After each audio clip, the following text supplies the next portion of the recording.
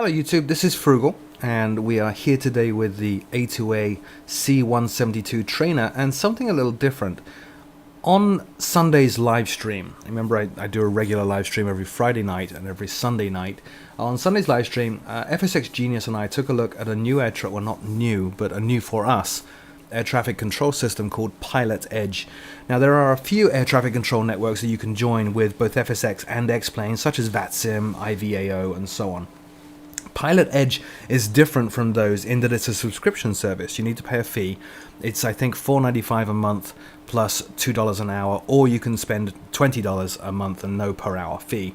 It only covers California, but what Pilot Edge do is they have a team of air traffic controllers that are highly trained. Many of them are actually current air traffic controllers or retired air traffic controllers, and they pay them. So you are guaranteed when you fly on Pilot Edge anywhere in California, which is actually a pretty vast area, to have air traffic control. Now the focus of Pilot Edge, as opposed to VATSIM or IVAO, is training. So Pilot Edge actually have commercial customers such as flight schools and organizations teaching pilots how to fly that are part of this network, as well as hobbyists and enthusiasts and individuals who may be using Pilot Edge to practice their radio skills. The focus is really on training from a radio perspective. So sometimes when you log onto the network, you may have the same controller no matter where you are, but the key there is that you're still practicing changing the frequencies and getting the right words and vocabulary out in terms of dealing with a controller. So after we showed this on Sunday, the response was actually very, very good. Everybody on the stream seemed to like it, and I've actually seen a few streamers since also now streaming Pilot Edge, so I figured it would be time to get a video up and show you a little bit about how the network works. So what we're going to do is we're currently at John Wayne Airport in Orange County, California. We're going to be taking a short VFR hop to the north and northeast. Here's the other computer showing Plan G, so that's our route, starting at John Wayne down there in the south, and I'm going to be going north and then northeast out towards Riverside. Now, you'll notice some blue circles around John Wayne there. There is a big blue circle. That is John Wayne's controlled airspace. So we are going to be under control, even though we're VFR, until we leave that circle. And the controllers are pretty darn accurate. They will be all over us just as we exit that circle, telling us you're done, time to leave. Let me just pop open the connection here on this other computer to FSX so that Plan G updates. And you will see something very interesting when Plan G actually connects. Let me try that once again. So there's us. Now you notice these other red aircraft symbols? These are other aircraft. There are a lot of aircraft always on Pilot Edge because they've recorded something like 300 or 500 flights with numerous aircraft in and out of many of the airports that are covered by Pilot Edge. So no matter when you're flying, even if you're the only human on, you are still going to have a lot of air traffic that you need to pay attention to, that you need to keep an eye out for. One of the key principles of VFR flight and flying in general is looking out the window and making sure you're not colliding with anything, looking out for hazards and threats and staying safe. So lots of aircraft always flying around. You can see it's flashing there and updating. Many aircraft flying around. Now, John Wayne is a manned airport, so we will find once we get on the radio that we do have a controller to deal with. So let's go ahead and power this up. It's a bit of a murky morning here. We will contact ATIS before we do anything else. So let me just quickly hover the mouse down here and we'll see where ATIS is. So ATIS is on 126. So we don't want to run our batteries down. What we're going to do is turn the power on. We'll basically power this aircraft up and get the engines running so we're not draining the battery here. Oop, up we go. Avionics on. Let's turn the beacon on. Okay. Mixture is lean right now. We will fire up the engine. Let's just check our parking brake is on before we even do that, which it is. So let's fire up the engine here. Oh, it's a cold morning.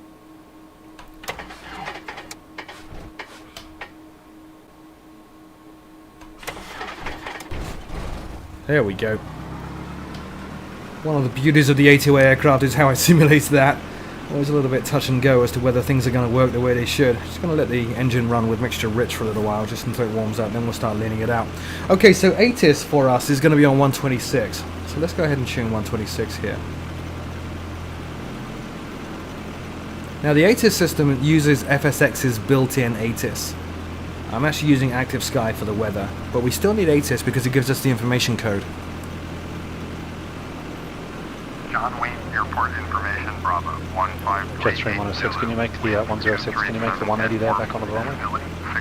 Sky conditions 7,000 scattered. Ceiling 15,000 broken.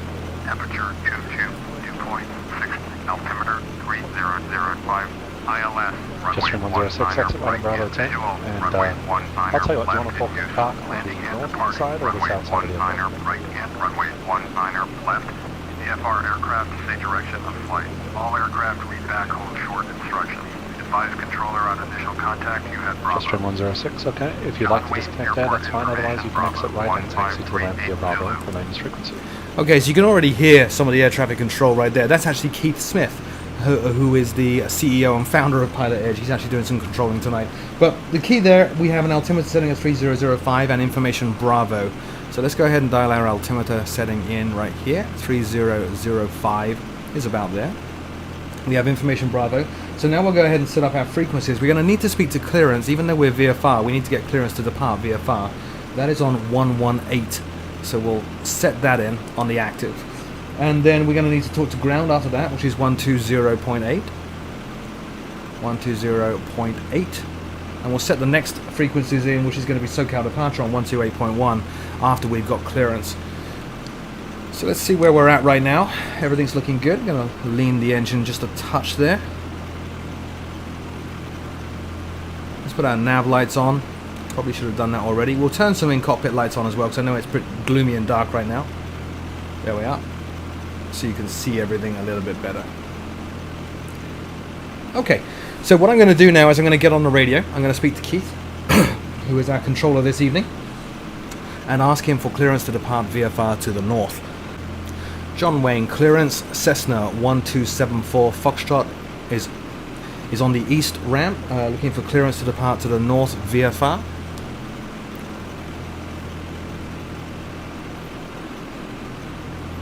Number 1274 Foxtrot, John Wayne clearance after departure, turn right heading 330, maintain VFR at or below 2,400 until advised.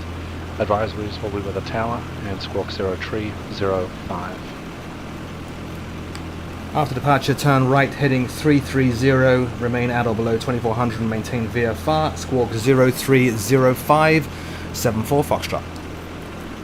74 Foxtrot, say type of aircraft also, I may have missed it. Apologies, we are a Cessna 172, 74 Foxtrot. 74 Foxtrot, thanks. Alright, so we've got our squawk code, so we'll feed that in. Just pop on down here. So we are 0305, 0305. And we will squawk out already, which we're already doing. Now he's told us to remain at 2,400 or less and maintain VFR, so 2,000 is just fine here. We're going to set in our initial heading of 330. Now you'll notice already the radios are a little bit clearer than they are on VATSIM. They're using basically a highly modified squawk box with I think something like TeamSpeak underneath the covers, which makes it very, very clear. They are currently working on changing things so it's a bit more realistic and distorted as well. Anyway, so we got our clearance there. Now we can go ahead and speak to the ground and get permission to move, I hope. So ground is on 120.8, which we've already got in there, so we'll swap that over. With that swapped over, we'll actually bring up SoCal departure on 128.1, just in case we need to speak to them. Let me just change my view a little bit down there.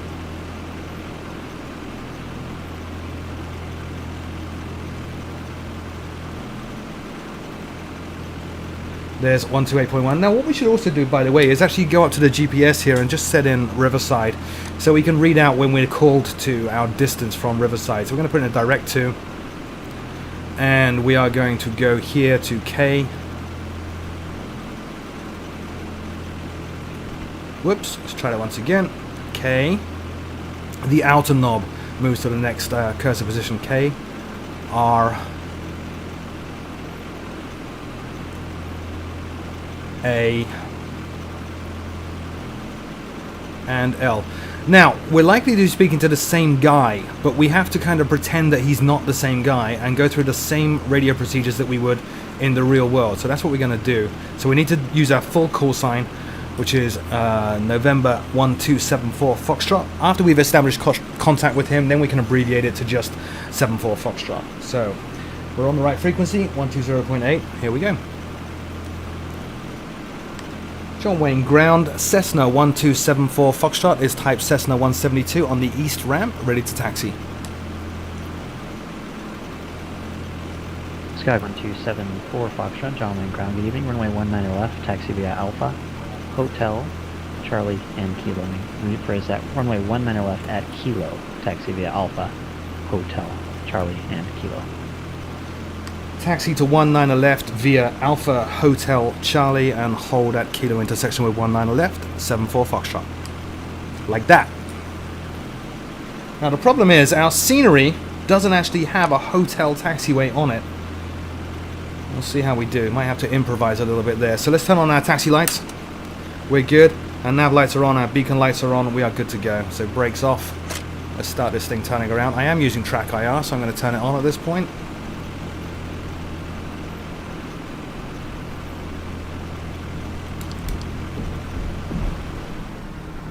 Trying to keep the speed down a little bit there. Now we're not going to do all the run-ups and everything like that today, just to keep things a little bit brief. So we're coming up on the Alpha taxiway now.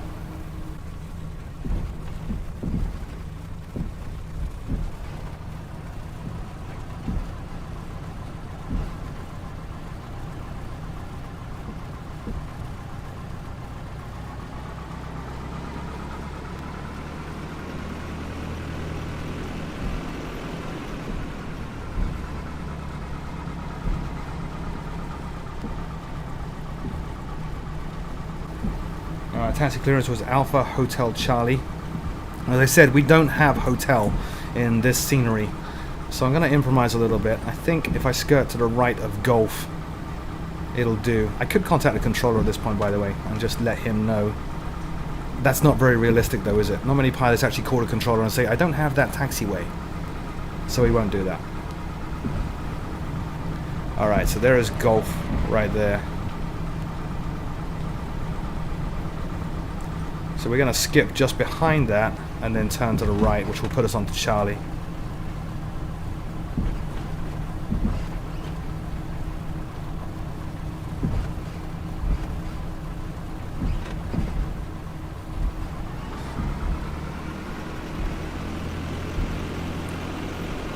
Which, as we said, is a little unrealistic. Hopefully we don't get told off. Because it's a training network, the traffic controllers usually are pretty tolerant. They don't allow trolling or, being a fool in general. You need to be serious about what you're doing.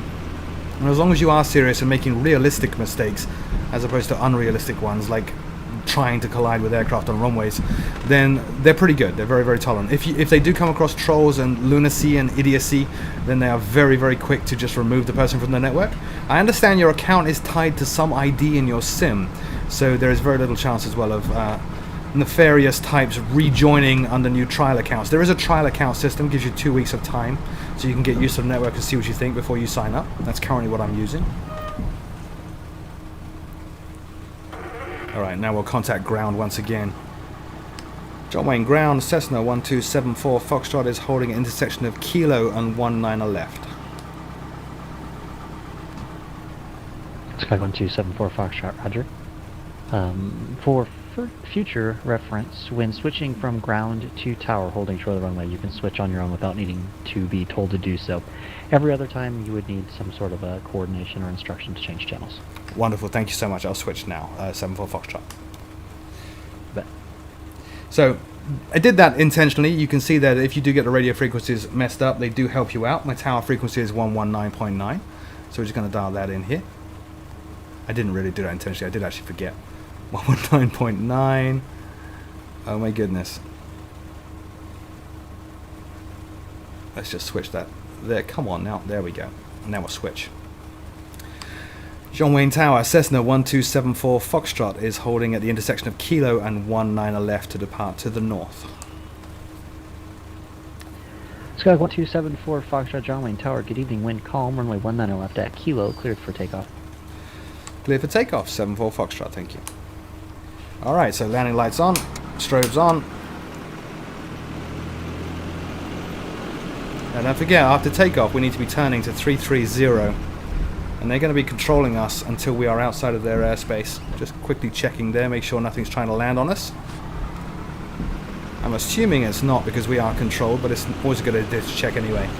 Alright, landing lights on, strobes are on. Let's go.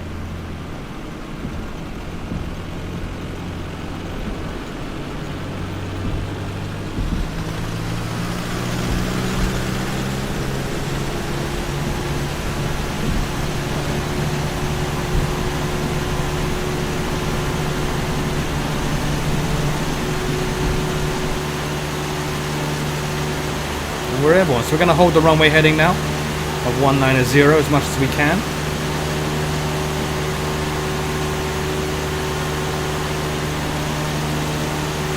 It's a bit of a gloomy day.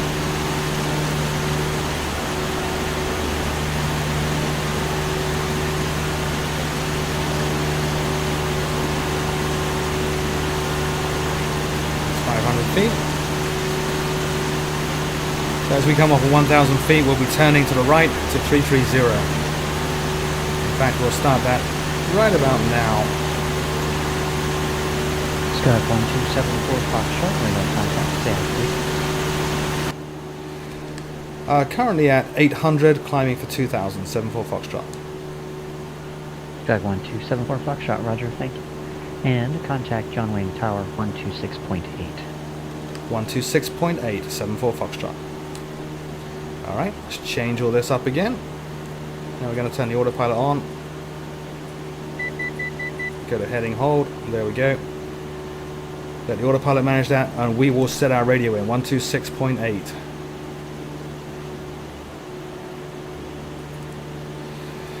John Wayne Tower, Cessna 1274 Foxtrot is with you at 1,300, heading 330 VFR.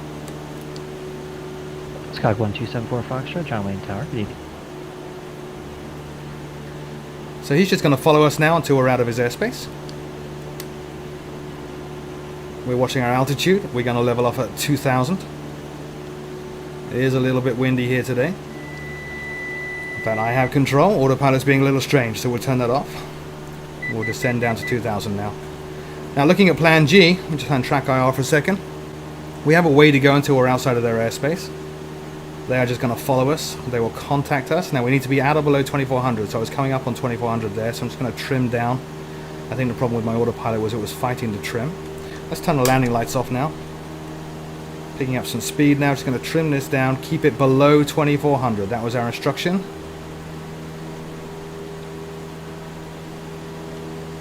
Having a bit of a time with the weather conditions, I think.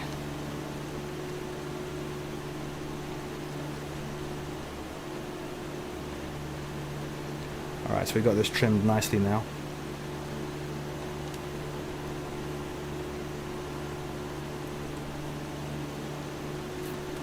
And let's try autopilot again, just so that we can be a little bit precise. Heading. Whoa, up we come, and altitude.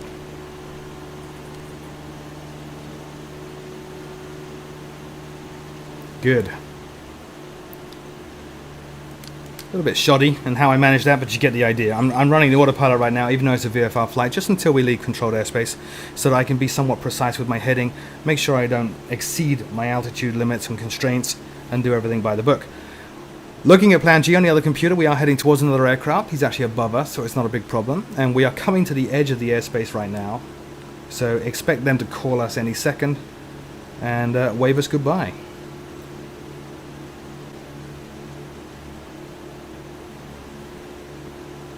Sky 1274 Foxtrot, leaving my airspace, radar service terminated, squawk VFR, frequency change approved. Have a nice flight. Squawk VFR, frequency change approved. Thank you so much. 74 Foxtrot. Okay, so all we need to do now is go on Squawk VFR, which we do by clicking that button. And we are good to go, as long as we don't incur on anybody else's airspace. So we're going to turn to the right now. We're still in heading hold. So we're going to turn to the right that way. There is actually a valley. We're going to follow a river. I think it's the Santa Ana River, I'm not sure. Through a small valley out towards Riverside. I'm going to overfly a town called Corona as well along the way.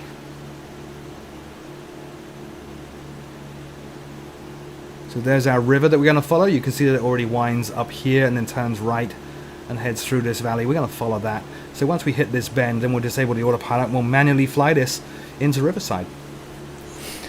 Now, getting ready for the approach into Riverside, I'm going to set my radio frequency. So tower at Riverside is 121. So we're going to dial that in. Everything's on autopilot, so I can look away. 121.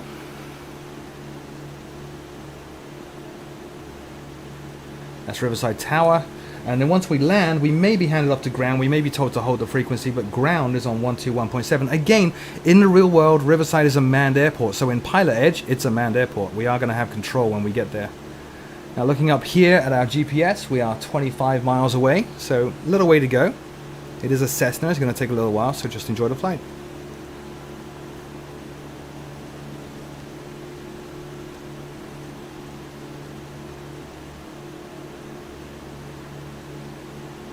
It's actually a golf course up here on the right. We were flying over this earlier, and we flew over this during the live stream as well. Now, there's some interesting things to point out while we're flying, by the way, about Pilot Edge. They've done quite a lot of work with their client. So although it is a modified version of Squawk Box, which a lot of you use on IVAO and VATSIM, this one's very different, and the way their network works is very different. On VATSIM, other aircraft update in your sim once every 5 seconds. On Pilot Edge, they update 5 times per second, so there's a much higher fidelity simulation with the other aircraft. If you wanted to, you could do formation flying. I think they do allow acrobatic flying as well, but you need to obviously talk to the powers that be and get that approved.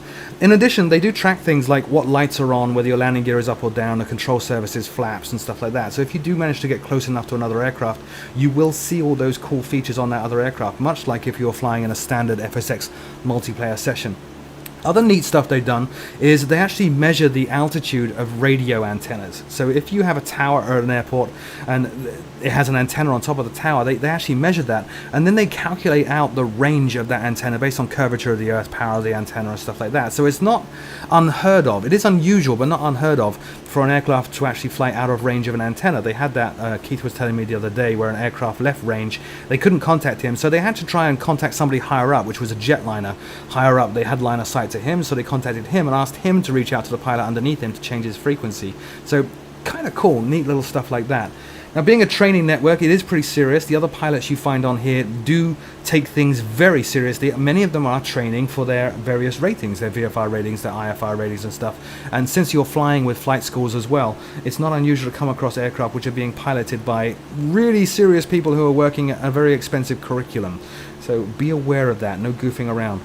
Let's turn track IR back on. We'll turn the autopilot off at this point. And we will turn to the right and follow this river and try to hold 2,000 feet. Like I said, the weather is being a little bit bumpy in places. Just trying to coordinate my turn there, and we'll follow this river right through the valley here. And try to keep 2,000. Remember, the clearance we were given is maintain VFR at or below 2400. What that means is, if we were suddenly to come across a cloud at 2,000 feet, we will be required by law to descend underneath the cloud or turn around and basically stay away from the cloud. VFR, visual flight rules, you must be able to see where you're flying, and our limit on this flight is 2,400 feet. There's one of the many golf courses around here down there, very small one. There's a larger one off to the right shortly. You can just about see it now, actually, right there.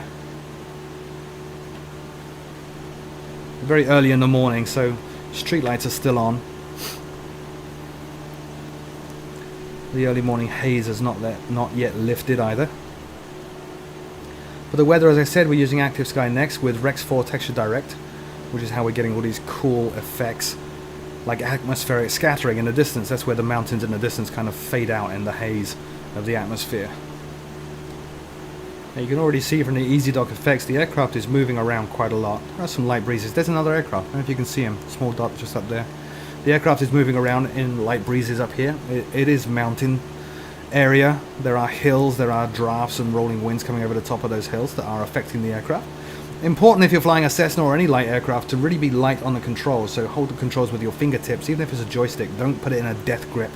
It's very hard to put in very small, finite, very small, minute adjustments if you're gripping your controller with a grip of death. So fingertips. Just stay on it, keep an eye on the horizon, adjust as you need to. Lights reflecting off that aircraft up ahead. It might not come out on the video, but I can see glinting light off that aircraft. It's pretty phenomenal. Nice to fly in an environment where there are a lot of AI aircraft as well as real pilots. Obviously, of course, very nice to be flying with a lot of very highly trained controllers as well. So there's Corona up ahead. You can see this river twists and winds, and directly ahead is the town of Corona. To the left of it is the airport. That's not Riverside. Riverside is actually just beyond this ridgeline up here. So we need to stay a little bit away from this airport, not encroach on their airspace.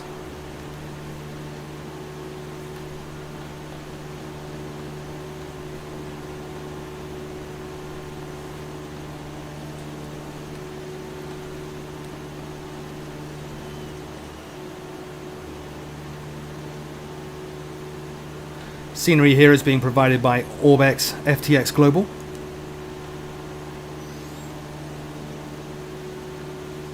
I do not have custom scenery for John Wayne where we took off from, or Riverside where we're going to land. Now in terms of mastering Pilot Edge, which I am nowhere near mastering, they actually have a very extensive set of workshops, which are basically YouTube videos. Some of them are very long, like 1 or 2 of them are 3 hours long. They teach you everything you need to know about talking to air traffic control in the United States, about the different classes of airspace, so B, C, D, A, and so on, what it all means, and take you all the way up from VFR flights to IFR flights. Their introductory flight, if you sign up and you actually go to their website, I'll put a link in the show notes below, but their introductory flight lasts about 10 minutes, and it takes you from an unmanned airport called Oceana to a manned airport called St. Louis, just about 10 miles away, 10-minute flight. Very simple, very easy. Nice introduction. It's a good introduction as well because as you sit on the ground at Oceana, if you take long enough, you'll see other aircraft coming in and landing and taking off, which are AI controlled. You might even see 1 or 2 other pilots as well. So the system does have training for people who are not in school to ease them in to the somewhat scary world. And it is a little bit scary. Not scary, but unnerving. If you're used to flying on VATSIM, now VATSIM is a great system staffed by amateurs, and there's nothing wrong with being an amateur. I am an amateur in terms of my videos. Steven Spielberg is a pro, Froogle is an amateur. So there's nothing wrong with being an amateur. Amateurs can be very successful and do great things, and on VATSIM they do. But the problem with VATSIM is that there's not an extensive series of training to the level that they have here. I mean, the training that the controllers go through here is very, very extensive, to the point that they've actually had real air traffic controllers wash out of the Pilot Edge training program. It's that extensive. So very professional, very, very high level of professionalism and control and precision on this network, which is great. If you are learning to fly, or you want to learn to fly, and you want to get over the fear that comes when you first get in a real aircraft of speaking on the radio, Pilot Edge is the place to do just that.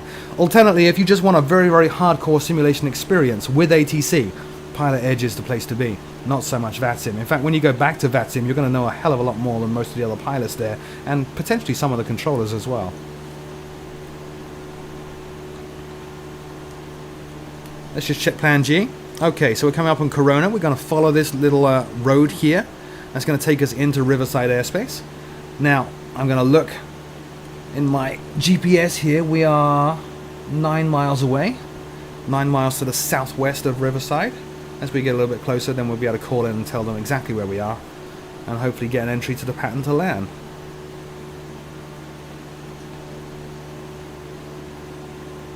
Now while I'm here, let me just check my radios. I'm tuned to 121, which is Riverside Tower, and 121.7 is Riverside Ground, in case we get handed off to ground after we land.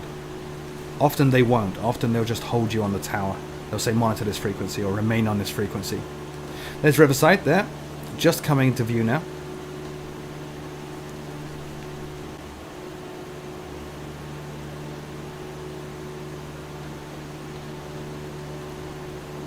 Let me just check my distance here. We're about 8 miles southwest. So let's call Riverside now, even though we're not technically in their airspace, but that's where we're going. So, Riverside Tower, Cessna 1274 Foxtrot is type Cessna 172 at 2,000 feet, approximately 7 miles southwest of the airport, inbound to land.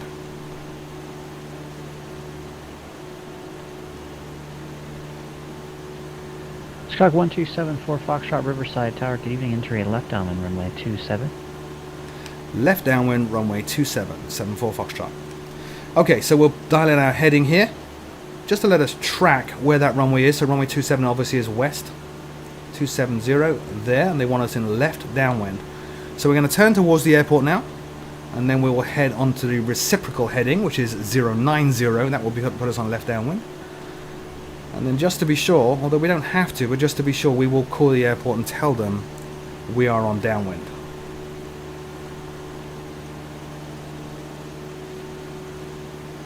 Could have turned a little bit later there, just to clear that hill, but we're good. Just climb a little bit, as long as we don't exceed 2400, we're fine. We're not breaking any laws.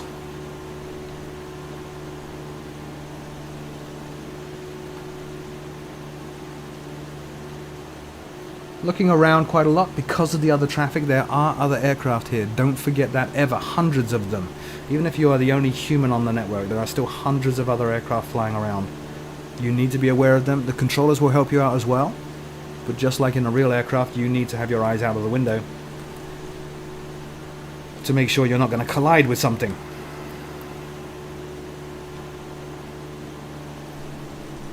Feeding some rudder there. Synchronize this turn. And we will roll out on a heading of 090, which is downwind.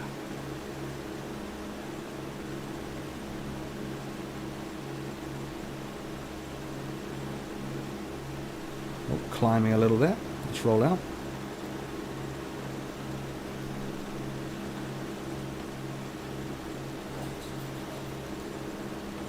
Slightly to the right now. And we'll call the tower.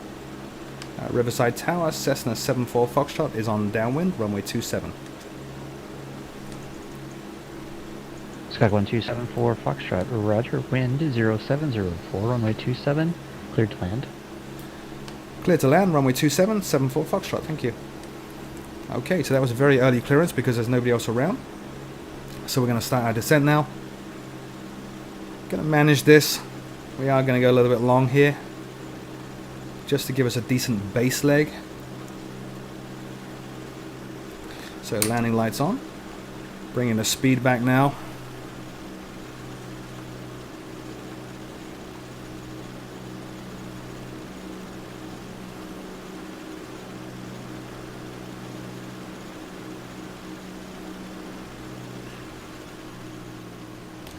Do want to extend a little bit. I don't want to be a single continuous turn onto the runway.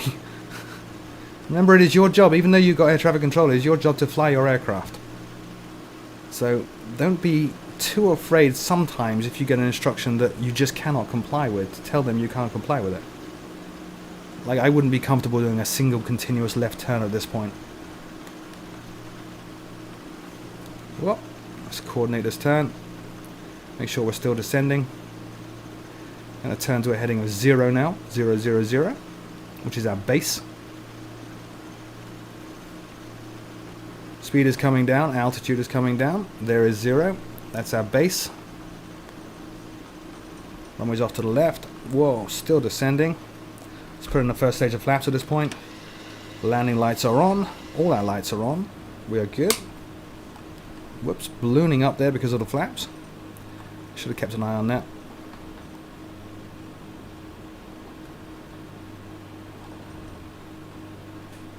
We are a little high.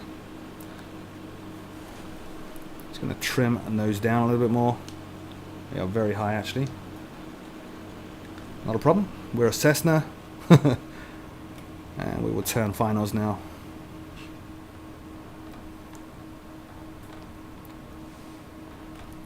Having track IR very much helps at this point. Alright, final stage of flaps. Again, ballooning up because of the flaps there. Just trying to get onto our glide slope. Still a little high, so I'm descending a little faster than normal. There we are, on the glide slope, so easing back on the yoke, little back pressure. Stabilize our rate of descent.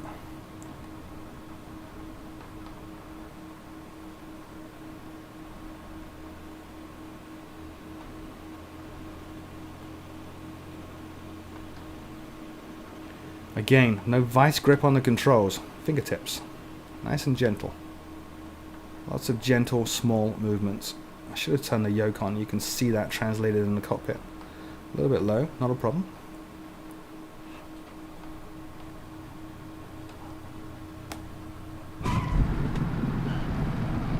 Welcome to Riverside. So now we'll slow this aircraft down and then we will call in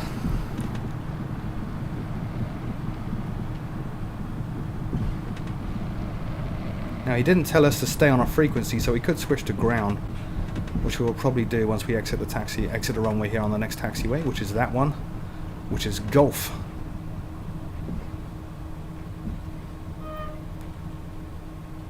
Gently slowing down. Let's bring the flaps up now.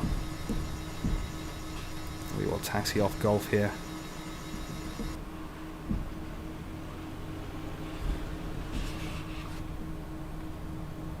Like so.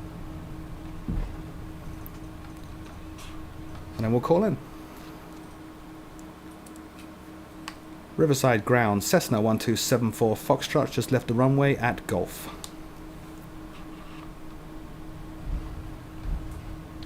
Cessna 1274 Foxtrot, Riverside ground. Good evening. Taxi parking via Alpha. Taxi parking via Alpha, 74 Foxtrot, thank you. Alright, so here is Alpha right here. So we're just going to turn to the left, find a place to park. Cessna 74 Foxtrot, did you get a handoff from tower to ground? My apologies, no I didn't. I just assumed. My sincere apologies, 74 Foxtrot. Cessna 74 Foxtrot, no problem. Just keep in mind that the tower doesn't know where you're going. So, anyway, have a good night. Nice to see you. Thank you, 74 Foxtrot. So again, as you saw there, if you do make a mistake, they will correct you. And they're pretty good about it. It makes you feel a little bit humble. You know, I assumed there because I got handed off, I was told to switch automatically when I took off from ground to tower. I kind of assumed the same when I landed. That was my mistake. And so they were quite happy to correct me on that. Makes you feel a little bit humble, but that's what it's like when you get told off, kids, so don't be too afraid. Anyway, let's taxi the parking right here, just by this hangar.